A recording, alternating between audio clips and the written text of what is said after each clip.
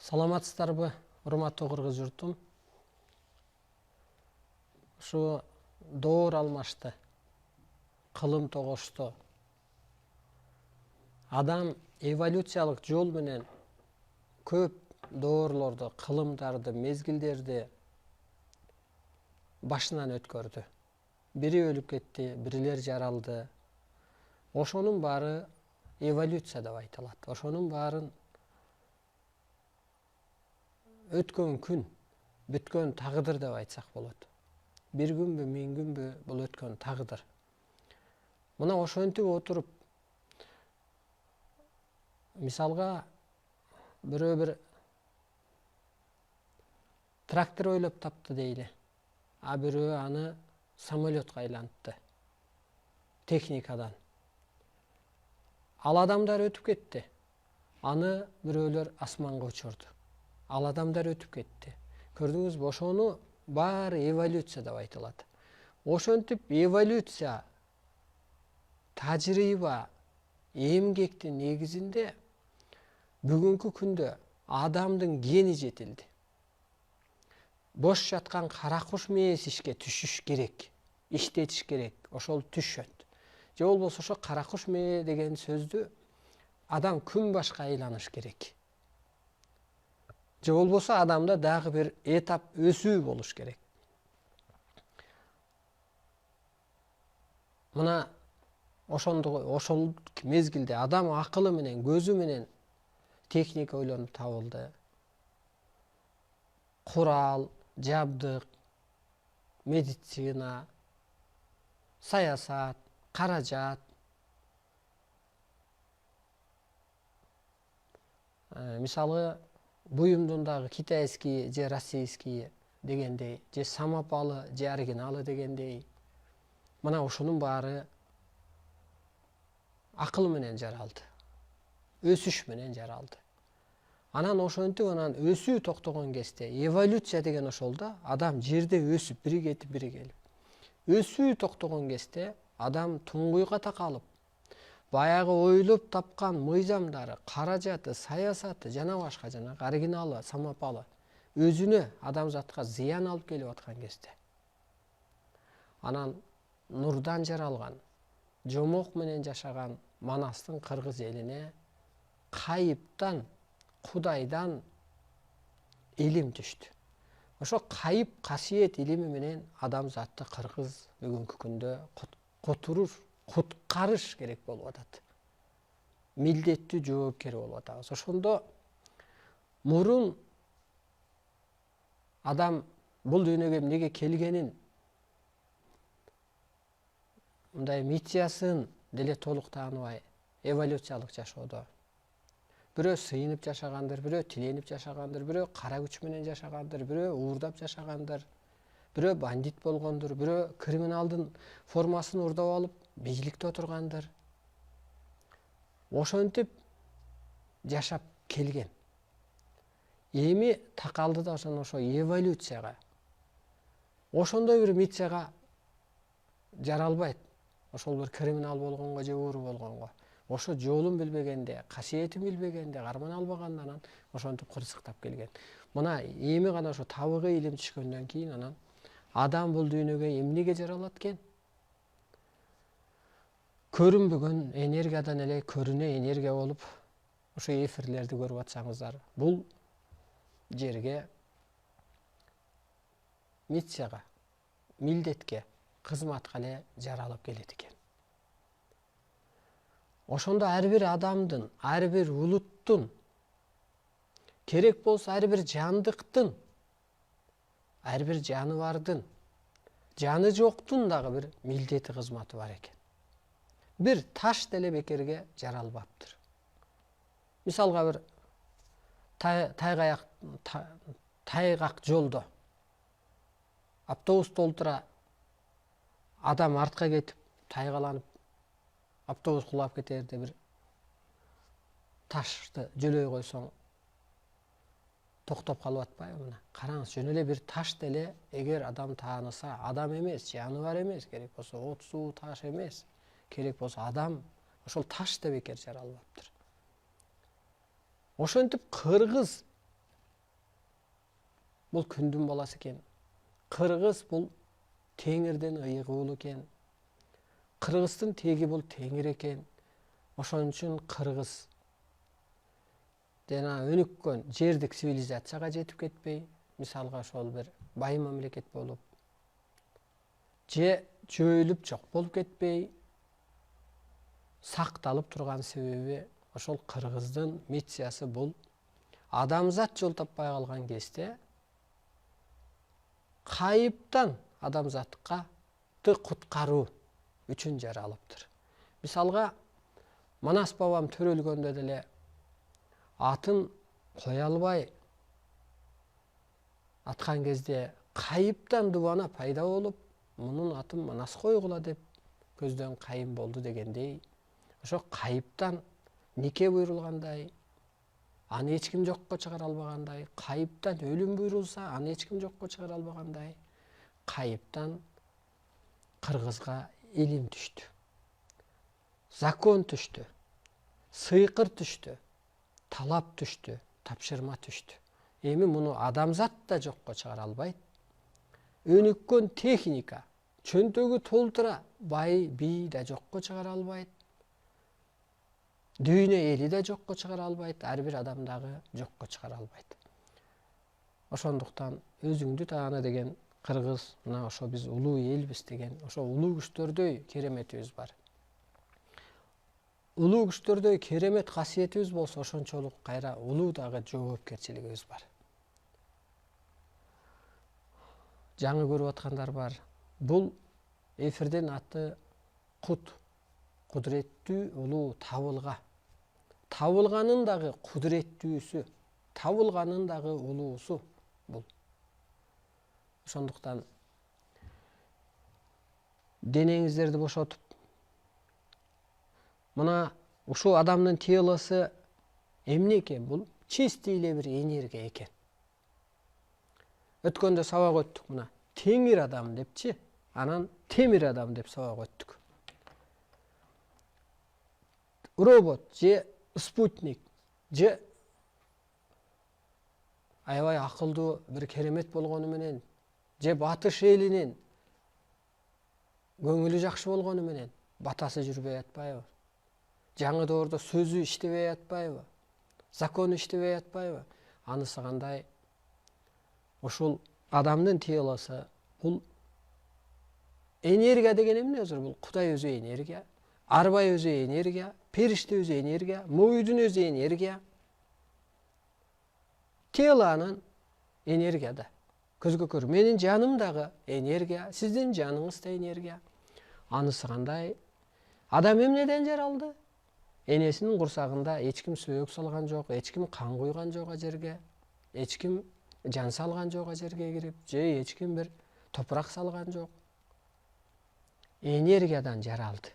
Эркектен бир тамчы суу пайда болгондур, же Иса пайгамбардай болуп нурдан пайда болгондур. Анан энергиядан жаралды. Уктап жатты, талгак болду, мүнөзү өзгөрдү, бир кандайдыр убакыттарда. Токсикоз дегендей. Анан көрүнбөгөн энергиядан көрүнө энергия пайда болду. Кыргыз жерге биринчи пайда болгон. Адам ата өзү кыргыз. Себеби адам деп бизде айтат, адам болчу деп. Орустар да айтып атат, Адам и Ева депчи мисалга. Башка улут да айтып атат, Адам ата биздин тегибиз деп. А башка улуттар бирин таксыр деп атпайбы? Таксыр деп, же пенде, же человек деп. А бизде гана адам болчу деп атпайбы? Анысы кандай? Ошол кыргыз биринчи дүйнөгө жаралган. Табиатка эгиз кылып кыргызды жараткан. Ошондуктан табиаттын ээси да кыргыз, ааламдын ээси да кыргыз. Эми караңыз, мына көрүнө энергия экенсиң сен. Энергия бул арбай экен, энергия бул периште экен. Анан көрүнө энергия кысылып албайт, денеңиздерди бош кармап. Ошо эфир убагында өтө чоң энергия өтөт. Анткени адам арстан алай энергияга толгон. Энергия өзү бир өтө ысыктык менен келет. Бул менин башыман өткөн. Башым айланып кетет. энергия келген кезде. Дене менен тер чыгып кетет. Анан ошо энергия жайгашат дагы, анан өтөт. Мисалга, проводко ток келгендей. Анан бул Арстан Алай сүйлөп атканда энергия өтөт. Сага да энергия жайгашат, буту колуң чымырайт. Ошондуктан адам эмне дедик өткөн эфирде? Бул провод эле экен деп. Проводду тартасың, ошо энергия, электроэнергия келсин деп. А адам бул бионур энергия. Көзгө көрүнмөгөн мындай биодон пайда болгон. Бионур энергия. Ошондуктан периште кысылбайт, арбай кысылбайт, урматтуулуу журтум. Мына биз астрология деп түшүнчү. Астрология бул Кудай, астрология бул мисалга адамга тагдырды ким буйруйт, кырсыкты ким буйруйт деп. Астрология же космос, мындайча айтканда, же Кудай. Азыр адамдын анатомиясы астрологиянын ролун аткарыш керек. Эгер сен пендебин десең, сенден энергия да чыкпайт, сенде ал паста түшүнүк болот. Ошондуктан бул илим аркылуу сен анатомияң, астрология экенин билдиң. Же болбосо эшикке чыгып, мен короону күрөйүн десем, кар күрөк керек болот. Чөп жыйнайын десем, айры керек болот. Чабайын десем, чалгы керек болот. Бир инструмент го, бир иш кылыш үчүн. Ансыгандай адамдын телосу да бул дүйнөгө инструмент сыяктуу эле келген. Мына менин оозум улуулукту сүйлөп атат. А улуу күчтөр айтайын десе, анда ооз болбогондон кийин сен ишаратын, кырсыктырганын же түшүнгөн бергенин түшүнбөй атпайсыңбы? Мына мен ошонун ролун аткарып атам. Ошондой эле күчүң бар, сен да ошондой күчүң бар. Мына ошентип туруп азыр анатомия астрологиянын ролун аткарыш керек. Же арбай болуп туруп кызмат аткарышың керек деген сөз. Анан арбай дегенде эле чочубаш керек. Арбай жок эмес, арбай бар. Тирүү адамды өзү арбай. Ал эмне кылып жүрөт, ал кандай жүрөт, ал кошуна кандай десе, өз арбайын согуп жүрөт деген кыргызда сөз бар илгертен. Өз арбайын тартып жүрөт, өз арбайын көрүп жүрөт деген сөз бар. Өз арбайыңды көрчү дейт, өз арбайыңды тартчы деп коет. Көрдүңүзбү? Анысы кандай арбай деген мына адамдын ичинде бар. Адам эмнеден жаралды? Өнүккөн дүйнөдөн бул дүйнөгө атайын кызматка келди. Ошентип бул илимдин аягында эмне кылып калат дегенде, жана эволюциялык менен жол менен өскөндө адам күнбаш болуп туруп эми жаратуучулукту иштечи керек. Мына биз ошо ордодо отуруп, Кыргызстан азыр Ак үйдөн башкарылбайт, сиздер күткөн. Кыргызстан ошол дүйнө ордолордон башкалат, ордодон башкарылат. Ордодо ок бар, ордодо кут бар, ордодо ааламдык энергия бар, ордодо арбай бар. Ошон үчүн үйүңдү ордач деген ошол. Мына мисалга азыр адам эмне кылыш керек? Арбайга айланды. Мына түшүндү. Эми жерди тарелка кыл деген ааламдан билдирүү бар. Ал кандай дегенде тарелка. Мурун тоголок болгон болсо, эки жагы алып салсаң сүйрү тарелкага окшоп калат го. Ооба. Ошондуктан түндүк, түштүк Муз океанды жой. Мына биз жоюп атабыз ордодо отуруп алып. Анткени сен арбайсың. Сен космоссуң, сен анатомияң, астрологиянын ролун аткарат. Пендечиликти унутканбыз. Табиатты бейишке айлант. Могу заманды кул кыл дейт. Мына биздин психология азыр ошого иштейт. Менин жана менин илимдештеримдин, илимден кабары бар адамдардын. Ошол иштеп атат. Мына дүйнө таң калып атат. Же асмандан күн тийип такыр түбүнө чейин муз эрип кетип атпаса, жөн эле жарылып кулап сулап эле атса. Чында бул күн тийсе эгер эрийт эле. Астынан суудан жылуулук келсе анда эки катарынан кетет эле. Жок, тарс эле кулап сулап эле азайып атса. Муну улуу күчтөр жасап атат. Табиат аркылуу Арстан Алай адамзатты башкар. Табиатты кыргыз башкара алабы? О, башкара алат. Табиат эмне өзү? Аба. Аба эмне боло алат? Булут боло алат. Аба куюн боло алат. Аба вирус боло алат. Аба арбай. Сен аң сезимиңди өзгөртөт. Аба жан. Сен жаман жүрсөң жинге айланат, жакшы болсоң мээримге айланат. Табиат аркылуу мына Кыргыздын керемет куралы бул табиат. Улуу күчтөр, ыйык күчтөр ошо менен адамзатты биз башкарып атабыз. карапайым адамды жаратуучуга айлант дейт. Мына биз ошентип айлантып атабыз. Эмнеге жаратуучуга айлана алат карапайым адам дегенде? Карапайымда касиет болуп атпайбы? Мына карапайым адамдарда касиет болуп атат. Карапайым кыргызда касиет болуп атат. А касиеттүү адамга Кудайга ким жакын деп өткөндө айттык. Мына Кудай. Күн сыяктуу энергия, большой энергия. Аалам өзү бир энергия болсо, бул Кудай чоң энергия. Чоң энергияга суранган, тиленген адам жакын эмес экен, ал жакшы көрбөйт экен дедик го. Иш аткарган, элди улуулук үндөгөн, жол берген адамдар же аянбай айланыша алган. Себеби Кудай аны жакшы көргөндүктөн берип атат деп. Көрдүңүзбү? Адам аалам экен. Аалам адамдын көчүрмөсү экен. Же адам микроэлемент космос экен. Может экен, ошо жамгыр жаадырып коюптур деген без проблема экен ал. Керекпи? Ал ошол убакта жаадырып коюптур. Душман келгендеби, кыйынчылык күндөбү, же жамгыр керек болгондобу карга айлантып коюптур. Демек ал ак адам, демек ааламдык адам. Мына урматтуу улуу журтум, азыр биздин баш улуттарды бириктирген киши деп атат. Кадимкидей эле баягы магия менен, эмидоу менен, улуу түшүнүгүң менен, аураң менен. Мисалга мына кыргыз улуу, кыргыз адамзаттын бакайы, багыт берүүчүсү, кеңешчиси, көзүн аччусу, колуна таяк болчусу, оюна жөлөк болчусу бул кыргыз. Анан алардын аурасы иштейт да. Караңыз мына. Ошон үчүн энергия деген доор келди. Эволюция доордо мына дин эволюция деп айттым го. Азыр элдин баары түшүнүп калыптыр. Ал эволюция турбайбы, ал эски турбайбы депчи. А могу пендечилик жашоо дагы эволюция. Пендечилик эмне? Только курал менен атышың мүмкүн болчу. Пендечиликте бир акча менен багындырышың керек. Же болбосо самолет менен, же кара күч менен. Ал эволюция. Эволюцияда өрүгүтүп энергия бүткөндө сенин керемет куралың аалам күчтөр. Сенин оюң закон, жөн эле колуң биякта турат. Мына мен азыр сабак өтүп атам, эфирден сизге энергия өтүп атат. Чымырып атам, уктап атам жана башка дегендин баары эле энергия. Караңызчы. Мына мен энергия менен башкарып атам. Ошентип кыргыз Кудайдын ордун аткарып атат азыр.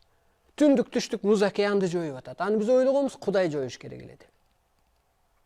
Кыргыз улуу түшүнүккө өтүп алып, эволюциялык жолдорду жаап атат. Мына дин менен өнүккөн, руху өскөн мамлекеттер кырсыктап атат. Каражат менен өнүккөн мамлекеттер кырсыктап атат. Темир менен өнүккөн мамлекеттер кырсыктап атат. Эскичилик менен жашаган мамлекеттер кырсыктап атат. Караңызчы мына. Мындайча айтканда кыргыз Кудайдын ордун аткарып атат. Кадимкидей арбайып беришти ааламды. Мына дүйнөнүн ролун аткарып атат азыр. Могу 3 дүйнөнүн ролун кыргыз аткарып атат. Буну аткара алаң, кантип аткара аласың дегенде, жаның ушул жерден келген да, ушундай эле күчтүүсүң. Азыр мен корпусум болбосо мен асманда болмокмун да. Же болбосо сени ким үндөп атат, ким ырсыктап? Аалам күчтөрү. Бул бир адамдын ою менен булар иштеп атат. Себеби булардын милдети да адамзатты бириктирүү.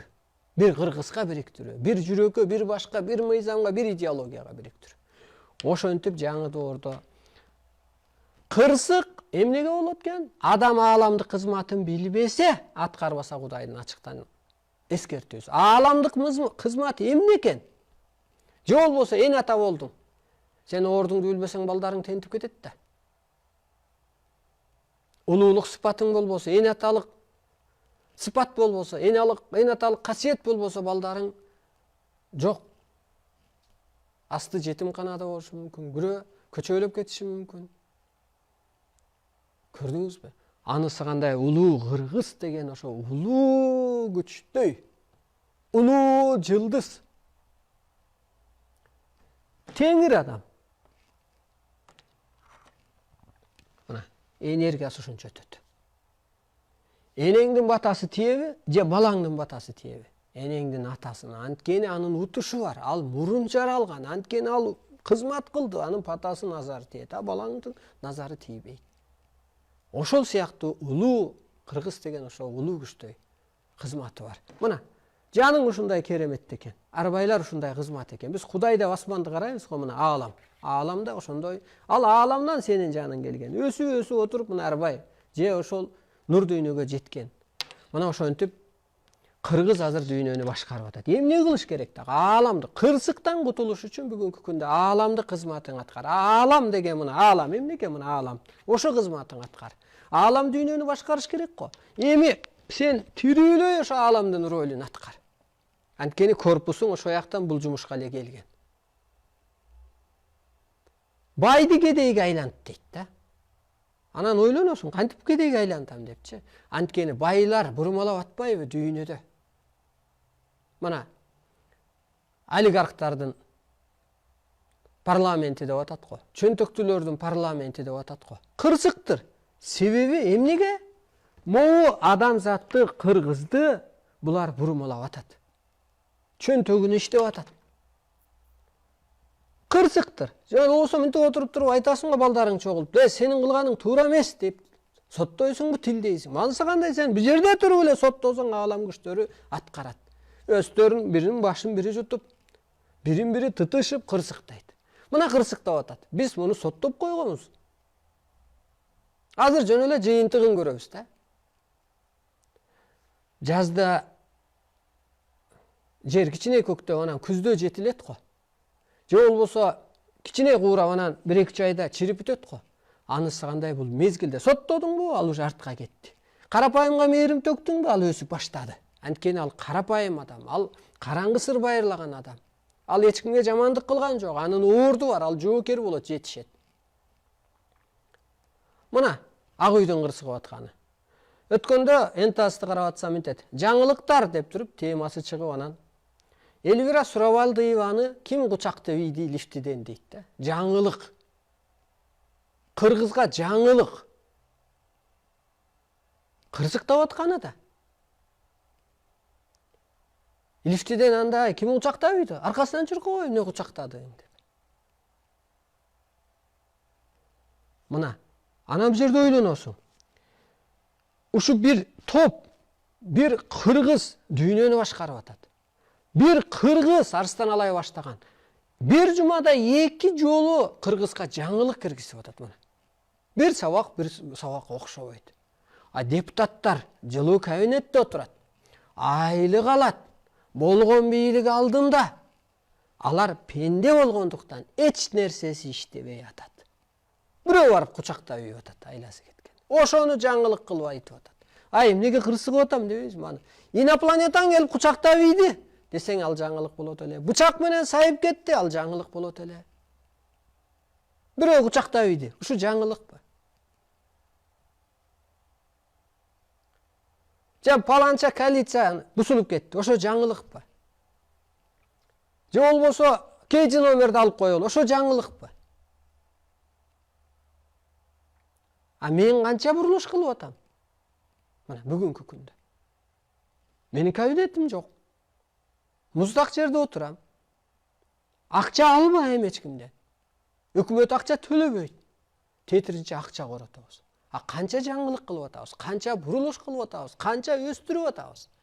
Көрдүңүзбү, ошон үчүн эски адам менен жаңы адамдын айырмасы ошол. Ошентип кыргыз бүгүнкү күнү байды сотту.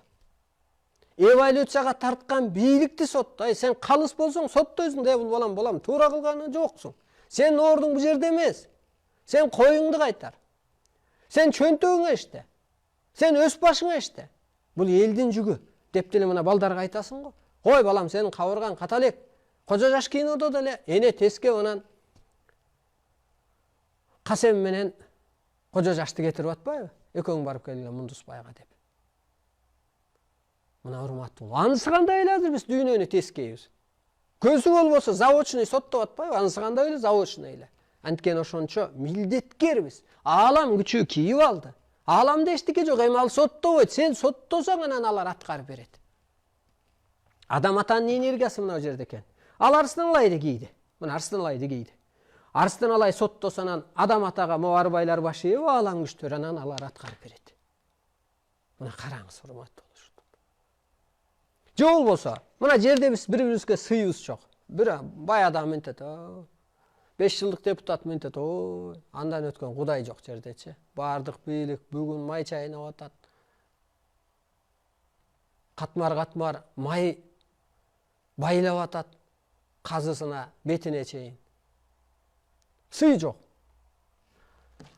Бұндай қараңғы дүйнөге қарап келсең, адам ата обоны осы жерде екен, бұлар башиет екен. Же ол болса, мұндай улуу маданиятты адам, улуу адамға башиет, кайненеге башиет, аксакалга башиет, улуу касиеттүү адамга башиет. Ошентип караңгы жагына карап туруп анан дүйнө башиет кыргызга. Башый берсе талкаланат.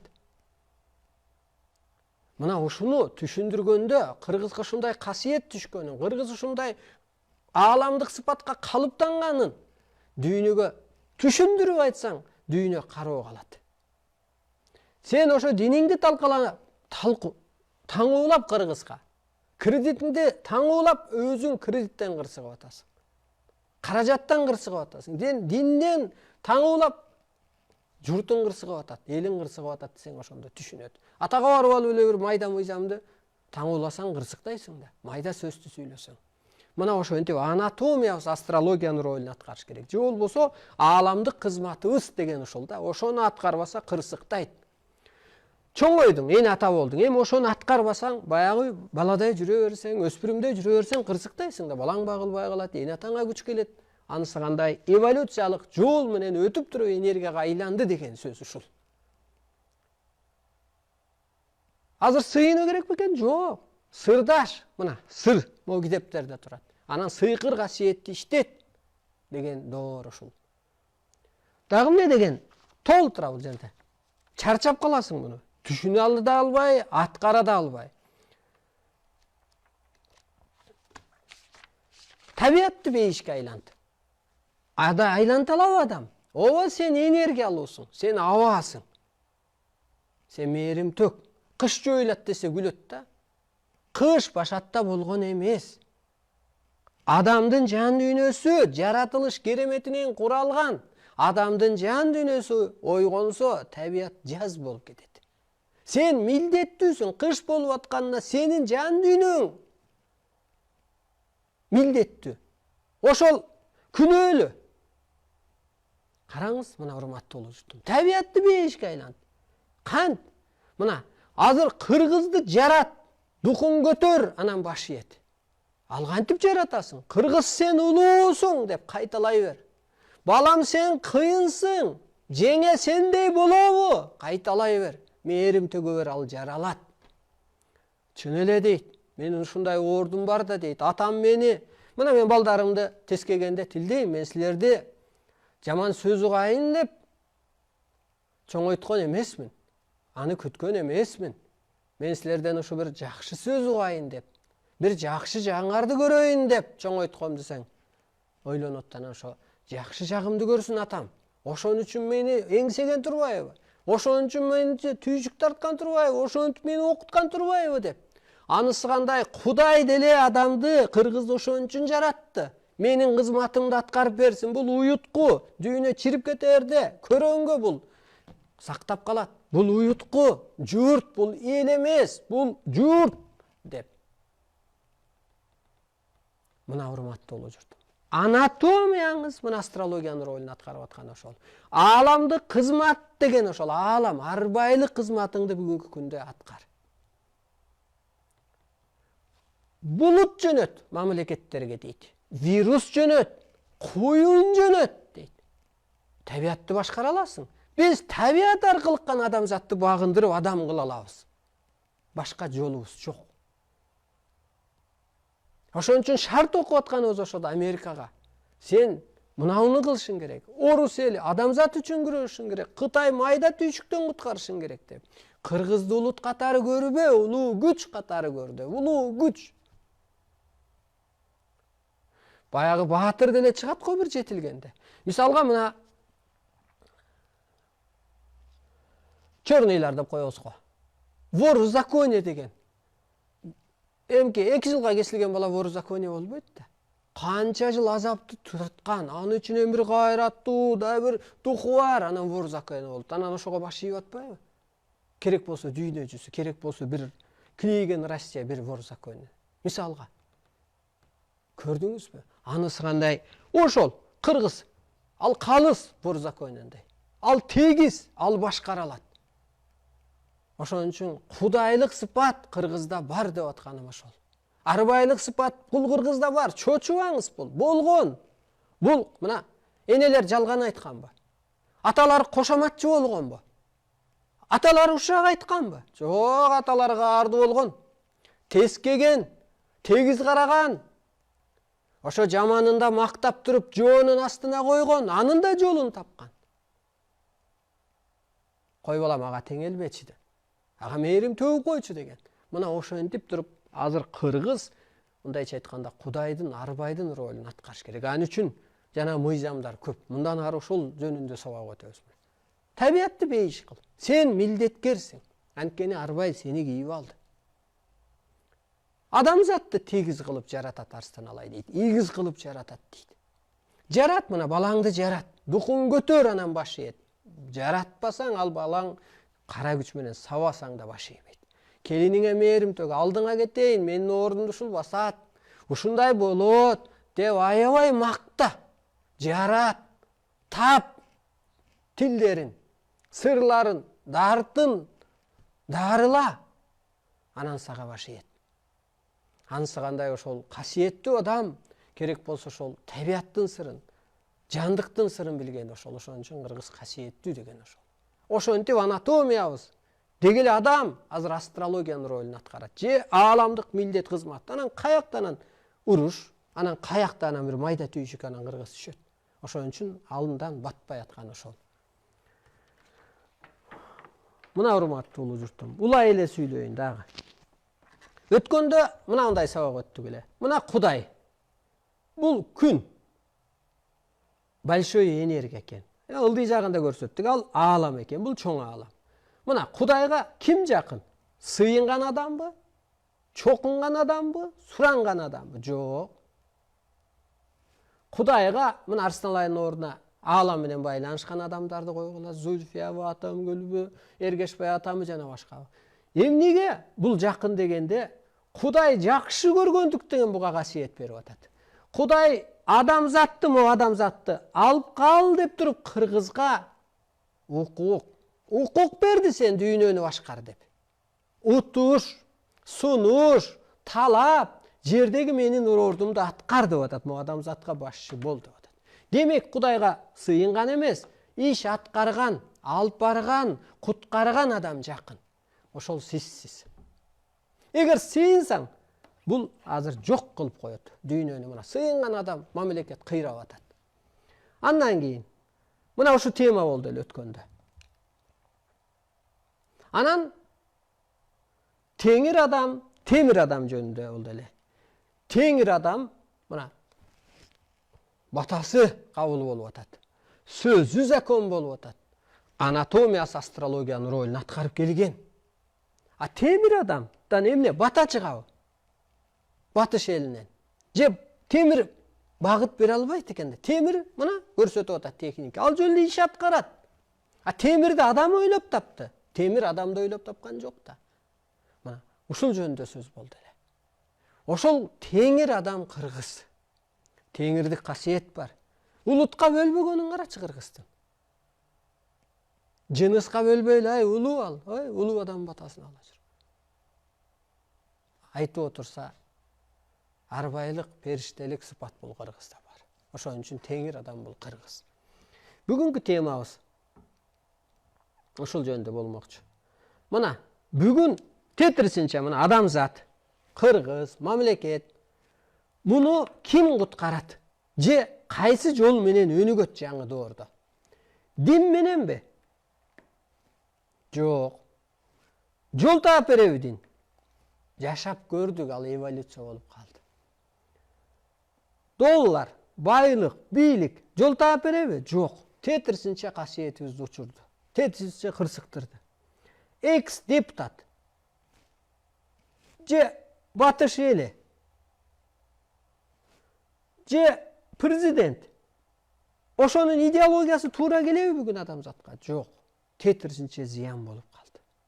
А бүгүн ким жол таап берет? Мына мындайынан жол таап берет. Эски эволюция эмес, мынабудай эволюция деп саналат. Мына үчөө тең. келечек мыйзамы жол таап берет. Могу искусственный закон. Бул естественный закон. Естественный закон гана жол таап берет. Келечек мыйзамы жол таап берет. Табыгый жол гана бизге жол болуп берет.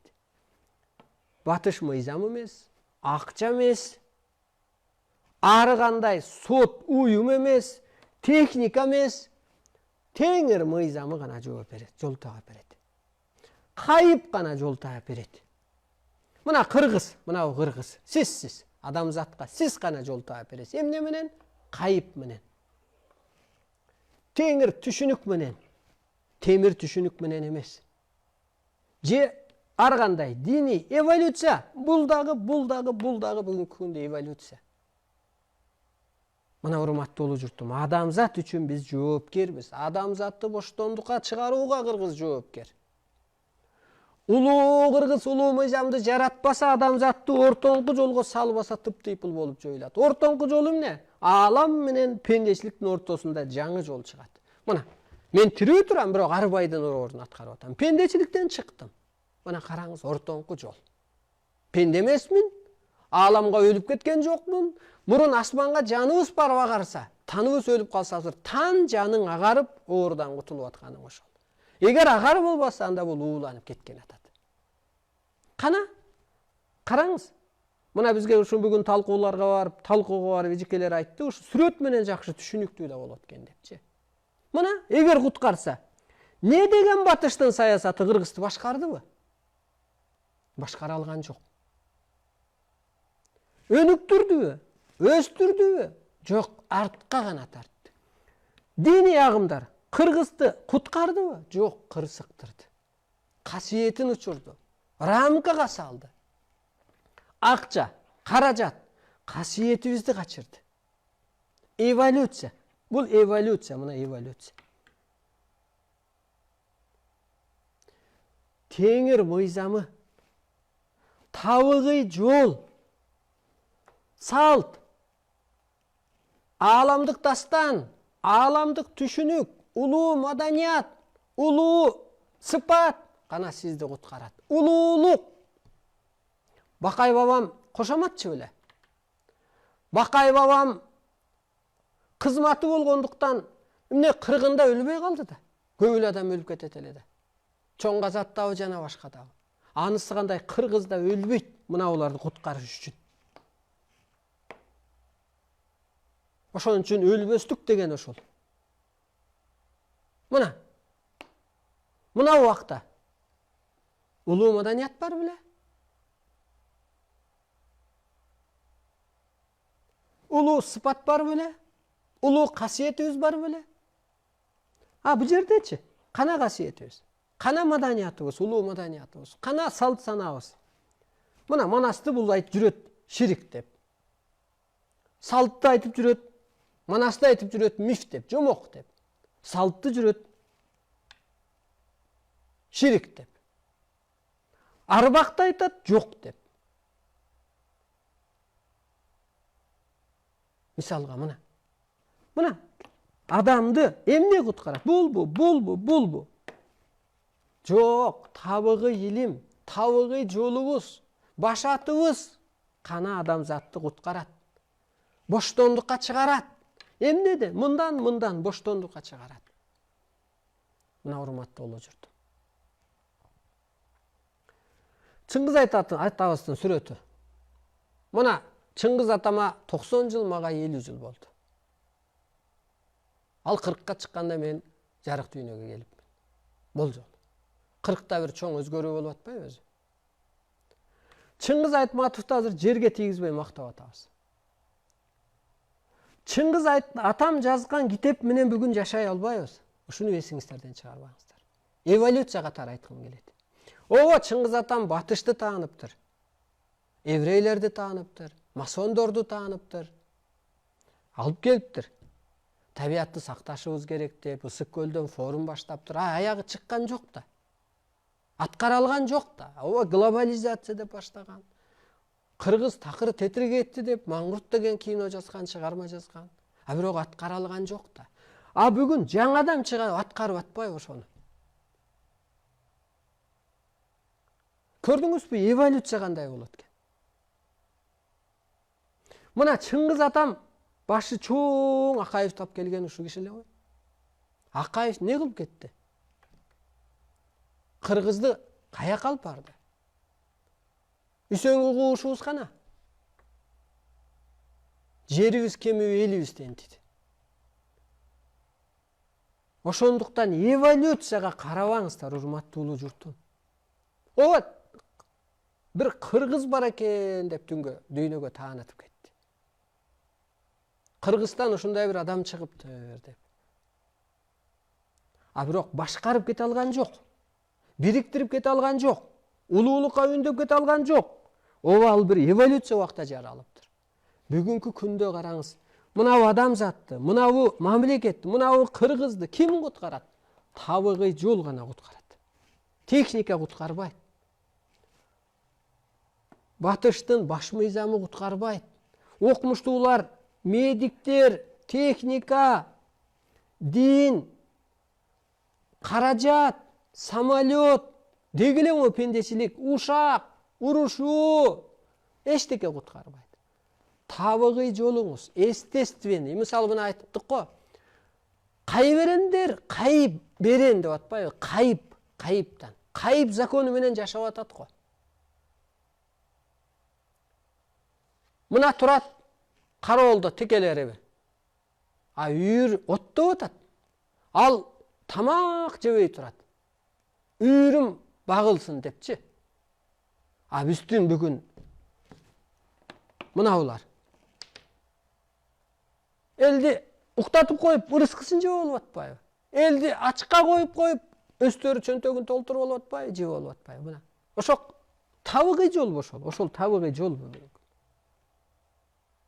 Жылуу кабинетте отуруп, ушунча бийликте туруп, жаңылыгы жанагы кептер болуп атпайбы? Шайлаган мынаулар шайлаган. Парламент эмне кылды? Экс дегендер 1 жыл болуптур премьер-министр. 5 жыл болуптур да. Ашып кетсе 3 жыл болуптур спикер болгону. Бирок кимдер бар да ал орунга? Кошоматчылар, аткаруучулар, аттокурлар. Мына көрдүңүзбү, ошон үчүн табигый жолуңуздардан тайбаңыздар, урматтуу журт. Кудай сыпат мына теңир сыпат мына адамдарда. Теңирден буйрулду арстан алай. Кыргызды ойго тосуң деп. Мына бүгүн ой аткарып атпайбы? Ааламдан буйрулган нерсе аткарылат экен да. А жерден буйрулган, жерден барган пул аркылуу. Кана парламент ойготуп атканы? Же бурулуш кылып атканы? Же жаңылык киргизип атканы кана? Көрдүңүзбү? Аалам закон экен, аткарылат экен. Мына кыргызды ойготуп атам. Куткарып атам.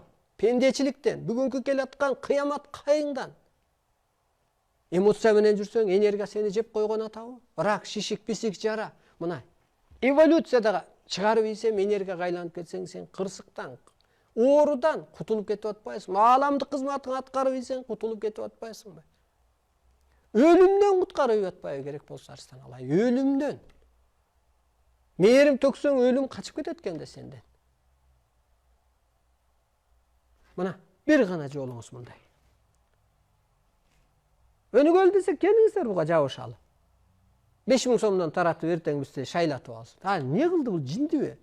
5000 сом неге бересиң? А 5000 сом чогултуш керек да кайра. Мына окумуштуу. Бул интернеттеги сүрөт. Башы чарадай. Ойлогону, булардын ойлогону эмне? Бүгүнкү күндө. Булардын түшү да акча, түйүшүгү да акча, түшүнүгү да акча. Бул оюнда жок. Аалам. Булар касиет эчен качып кеткен. Ага караганда могу карапайым элде касиет бар. Мына урматтуулуу журтум. Анан кайда бир динди айтасыз? Кайдагы техника? Мына техника бул пендечилик окшош. Мына пендечилик адамды алаксытып атабы, тыйылысын иштетпей. боштондукка чыгарбай. Техника дагы ошол пендечиликтин эле өзү. Ошондуктан техника доору бүтүп, теңир деген доорго келген эсиңерден чыгарбагыла. Теңир дегендин сыпатка отур. Мына мен теңирчимин. Анткени мен теңирдин ролун аткарып атам. Теңирдин сөзүн сүйлөп атам. Мына жерде анан эми кыргыз эмне менен жашайт деп ойлойм да. Мына Кытай менен Россия контракт түздү. Нефти жөнөтөм деди, газ сатам деди, ошо менен элим багам деп атат. А Кыргызды эмнени экспорттойт? Алар экспорттоп атат. Биз энергия экспорттойбуз. Электр энергия эмес, могу селенный энергияны. Бул кандай? Мына каражаты бар, касиети жок. Батыш кырсыгып атабы? Кыргыздын ырыскысы кайыптан деп берилет. Мына кайып илими могу акча болот деп берилет. Бул ырыскыңар деп берилет. Мына мага сабакка келет. Айыгат, акча төгөт. Мына ошону эле көбөйтүңүз. Анткени кураяка бата жүрбөйт. Энергиясы бар анын дагы, энергиясы бар. Жакшы түштү да сатып алат го. Анткени энергиясы иштебейт. Биз энергия кадимкидей эле ачык айтабыз. Биз силерге энергия беребиз депчи. Киши башына. Энергия экспорттойбуз.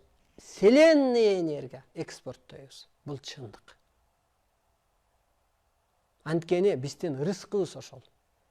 Сырттан сурап келген, могу сурап келген акча кыргызга буйрубайт деп ааламдан берилет. Жерди касып атасыңар, ал да буйрубайт. Силердин бир гана рызкыңар бар, бул селенный энергия. Мына энергияга калыптансаң, энергия өтүп атабы, адам айыгып атабы, духу көтөрүлүп атабы, өзүн таанып атабы, техниканын, медицинанын, окумуштуу психолог жана башка нерсенин колунан келбеген нерсе бир адамдын, энергиялуу адамдын колунан келип атат. Тиленген, суранганын колунан келбеген. Мына караңыз, урматтуу болушут. Ошентип биз энергия экспорттойбуз. Муну түшүндүрөбүз. Кадимкидей түшүнөт. Эмнеге манас айттырды Кытай? Энергиясын чыкырайын деди. Мына жакшы сөз. Кыргыз жакшылыктын жарчысы. Энергия. Ой балам, кандайсың? Жакшымын. Ооруп аткан адам жакшымын. Ошо жакшы деген сөздө өзүнө энергия. Кече мага бир айылдаш байкем чалыптыр. Сүйүнчү. Келин алдык эле. 6-күнү чакырып атам дейт. Сүйүнчү дегенден кадимкидей духум көтөрүлдү. Көрдүңүзбү? Сүйүнчү деген сөздүн өзүндө чоң энергия бар.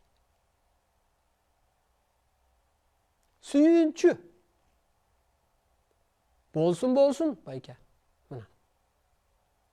Анысы кандай? Кыргыз ушул энергия менен жашайт. Мына азыр эри бардын заманы эмес. Мына эри бардын. Каражаттуунун заманы эмес, касиеттүүнүн заманы. Энергиялуунун заманы. Эски жашоодо эчтеке жок. Миң макта. Бирок ал китеп менен өнбөйбүз. Миң макта. Бирок Кыргызга бурулуш кылып кеткен жок. Ошуну эсиңерден чыгарбагыла. Миң закон чыгарды. Бурулуш кылдыбы? Миллиарддардап келдик. Бурулуш кылдыбы? Жок. Адам жан дүйнөсү өспөсө, эч нерсе окшобойт, буйрубайт. Жан дүйнөң өссө, ал ырыскыбыз кайыптан келе берет.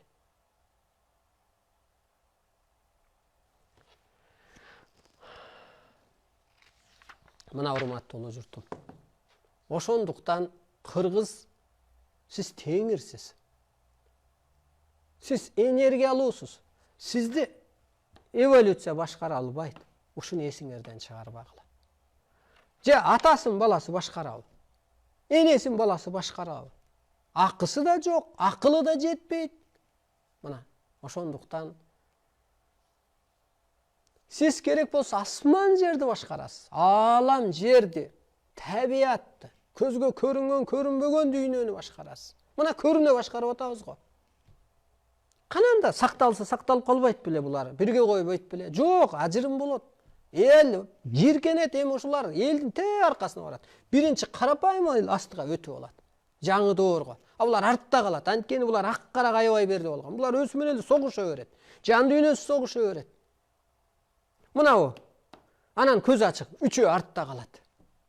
Көз ачык өзү эле бир көрүнүш. Ал аппарат болбо, адам бол, адам. Адам болсоң арбай болосуң. Аппарат деген бул көз ачык. Болбо, сенин керегиң жок мага. Ал сен да бурмалап атасың адамды. Эволюцияга тартып атат. Мына булар. Булар дагы мына. Улуу күчтөрдүн, мына Бакай атан баштаган, Манас атан баштаган. Улуу, мына адамзатты улуулук өттөп атса, булар жолтоо болуп атат мына эки жер. Ошондуктан өзүңдү тааны. Мына мен ааламдан буйрулган аткарып атам. Жерден буйрулган депутат аткара алган жок, бурулуш кыла алган жок. Жерден буйрулган президент аткара алган жок, буйрулган жок. Көрдүңүзбү? Азыр аалам жашоо башталып атат. Аалам закон иштеп атканда жердеги не кылат? Мына жердеги адам сен өзүңдү жашооңду оңдой аласың? Жок, ааламдык илим менен гана оңдой аласың, ошо менен айыга аласың. Жакшы тема болду, урматтуу улуу журтум. Ким куткарат? Же ким жол көрсөтөт? Буякпы? Карап көрүңүз. Мына мага булар жол көрсөтө албайт. Мага лично. Булар жол көрсөтө албайт. Булар жол көрсөтө албайт. Мага теңир мыйзамы, ааламдык түшүнүк, кызмат гана мени сактап кала алат. Мен ошо менен агарып ааламга көтөрүлө алам. Ошо менен мен кызматым аткарып ааламдан келген ишеничимди аларга көрсөтө алам. Доллар, бийлик, парламент, бала закон, нөл. Кана бир өзгөрүү болдубу? Бир калдыбы мындай? Бир иш. Кыргыз улуусуң деп кое алдыбы бирөө арасынан чыгып? Бизден укканды жасып ошону доклад кылып атат. Ана мынтет да, ушу жерде мисалга. Академия ачмакмын исламдын дейт да. Ай, мо академик не кылып атат? Академик бул. Палеан тилди окуп мына жеткирип атат. Бул айтат, Алла менен эле пайгамбар бар дейт да, башка эч ким жок. А Манасым кайда? Манас пайгамбардан бийик, урматтуу улуу журт. Ошончо касиети бар. Ал жөн эле Кудайдын ордун аткарган, тегиздеген, талкалаган, түптөгөн. А пайгамбар кабар алган. Ал согушкан эмес, ал кыйраткан эмес. Мен спортсменмин. 2 жылдан башка спортсмен чыгат да. Экөөнү эле таанып, жок мен тааныбайт экенмин аны. Мен жокко чыгарган жокмун. А бирок ошо Алладан ошо пайгамбар байланыш алды дегенге да күмөнмүн. Алла улутка бөлүп коебу? Бөлбөйт эле, мына теңир улуттарды бириктиргиле деп атпайбы бүгүнкү күндө улуу кыргызгачы. Алла бейишти көрдө деп коебу? Көрдүңүзбү? Ал өзүңүзгө. Жашасаң жашай бер пендечилик менен, бул жол менен, бул жол менен. Бирок бул пендечилик ууланып кетесиң. Медицинага дагы ишенбей эле кой. Жок азыр. Энергия жок. Мына журналист нени кылып атат? Окумуштуу, толтурам анын ичинде. Интеллигенттин баары не кылып атат? Экстер.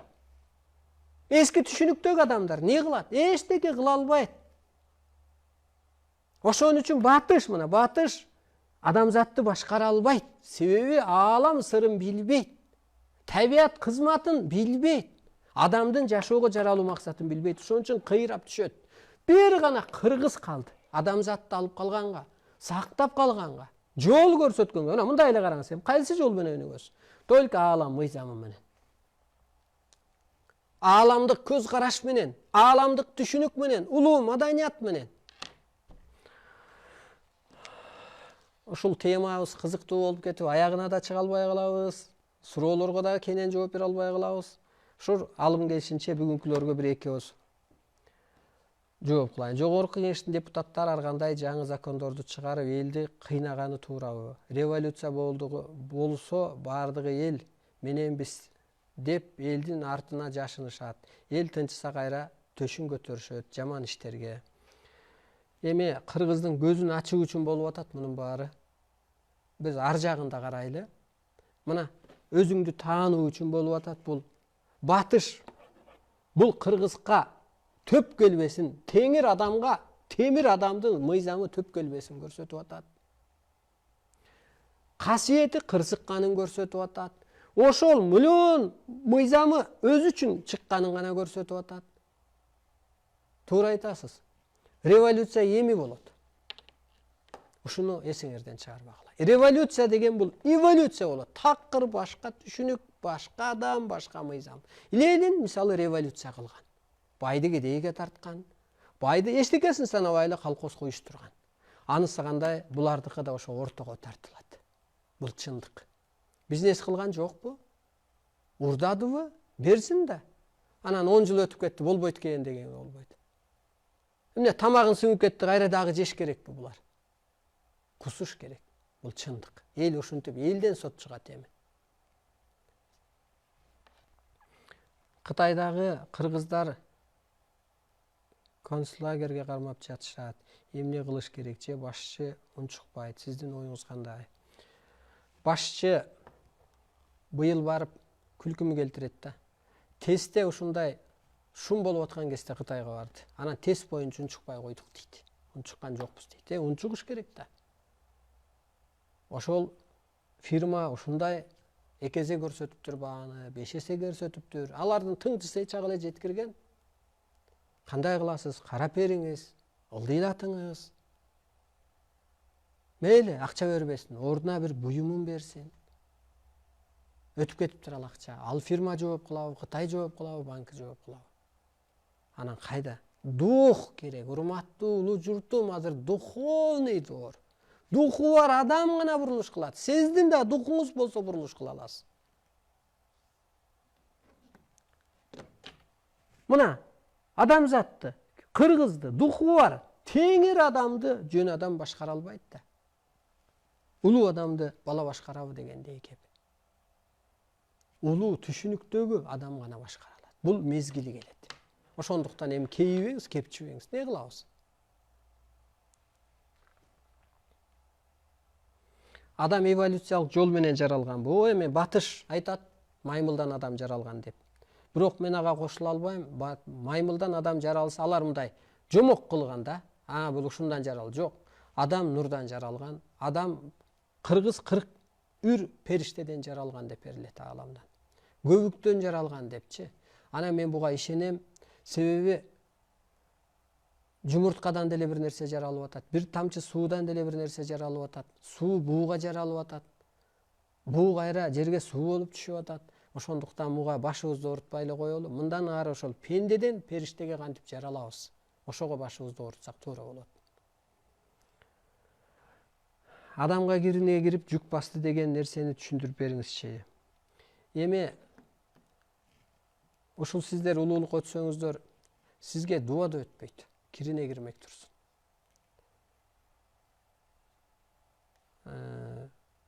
Анан ушул чүчкүрсөң деле ошонун да бир белгиси бар. Жанагы чындык дейт дегендейчи. Ошо жөтөлүп ооруп калсаң деле ошо анатомиянын, састыма болуп калсаң деле ошол анатомиянын бир өзгөрүү болуп атканы. Анан эми мунун бир кичине төлгө белгиси болушу мүмкүн. Анан эскичиликтен чыгыш керек деги. Энергия отургандан кийин сага эчтеке жукпайт, вирус жукпайт деп айтсак болот. Энергияны табиатка кантип төксө болот? Энергия өзү мээрим да. Мен жеңеме рахмат айтам эгер чай берсе. Келинчегиме рахмат айтам. Энеме рахмат айтам. Энеме мен сыйынам. Анткени төрөп койду, мени чоңойтtu, кыйнала кыстала бакты. Сыйынам, кадимкидей эле сыйынам, апагоу деп эле. Анысы кандай жер эне, сыйын, мээрим төк. Мына жер болгон үчүн мен курсагым тоюп атат деп. Жер болгон үчүн менин сасык сөөгүм жерге көмүлүп атат деп. Жер эне болгон үчүн жер жашоо сакталып турат деп. Мына ошентип мээрим төгүңүз көп кырын таап алып. Tabiat bул Кудайдын көзгө көрүнгөн керемети турбайбы? Көрүнөсү ушу табият турбайбы? Не деген өсүмдүктөр, не деген жандыктар бар.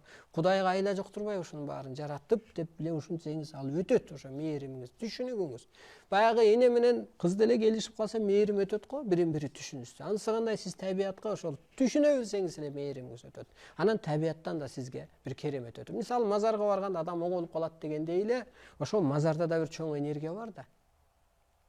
Мына караңыз, мындай эле мазарга барганда жакшыда болуп калат. Сиз таанып бардыңызбы? Андан сизге энергия өттү.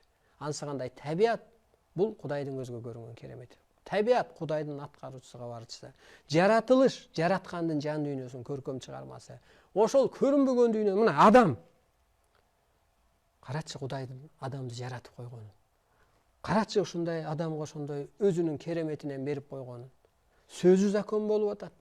Ою, көзү, сөзү тийип атат. Ичи оорусу ошо оокат буйрубай калып атат. Караңызчы мына.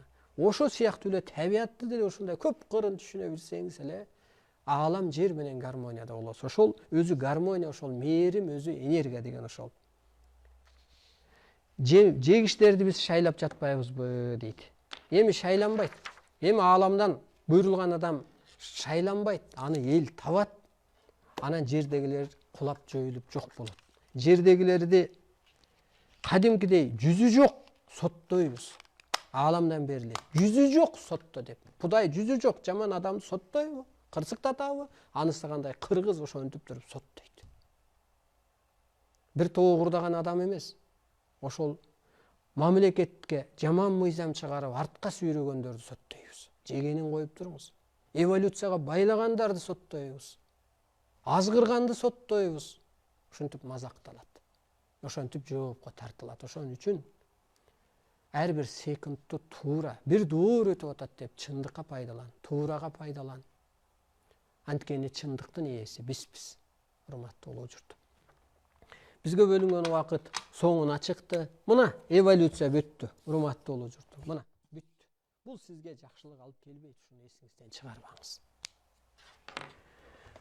Тема өтө кызыктуу, көп, тыным жок. Ушу көкүрөгүмө көп нерсе келип, жазылып, берилип, ыраазымын мен ушу улуу журтта улуу кыргыз болуп жаралып калганыма. Ыраазымын мен ушул дегиле баарыбыз ыраазы болуш керек. Көк асман ээсине, көкө теңирге ыраазы болушубуз керек. Себеби адамзатка жол көрсөтүп атабыз. Адамзатты куткарып калган атабыз.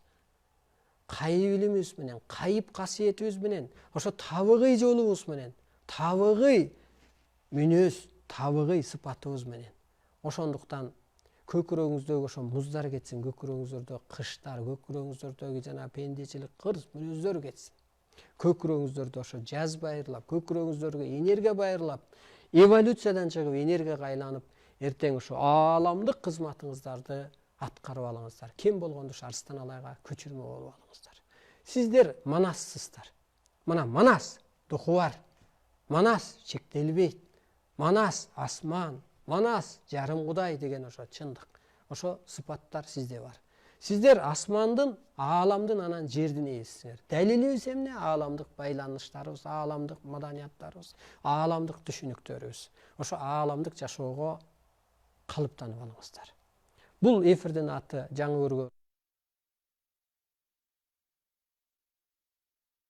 илим, куттаарчыл илим. Бул ар жуманын 2-4 күнүндө болот, кечки саат 8-де. Ушул убакта жолукканча жаныңыздар ак, таныңыздар сак, өзүңүздөр арыбай ушу улуу түшүнүккө өтүп алыңыздар. Жолукканча тынч,